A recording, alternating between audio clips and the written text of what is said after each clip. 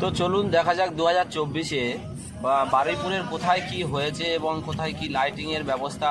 এটা হচ্ছে বারুইপুর পিয়াদাপাড়া, মানে এটা হচ্ছে আমার গ্রাম বা আমার বাড়ির কাছাকাছি। এটা আমাদের ক্লাবের তরফ থেকে এই পজিশনটা সাজানো হয়েছে। এটা তো আমাকে দেখতেই পাচ্ছ তোমরা সবাই অলরেডি। ছোট্ট একটু ক্লিপ আমার এর মধ্যে অ্যাড করলাম, যেহেতু ভিডিওটা আমি বানিয়েছি তো তাই এই জন্য। তো দেখতে থাকো তোমরা এবং কেমন হয়েছে জানাবে, ঠিক আছে?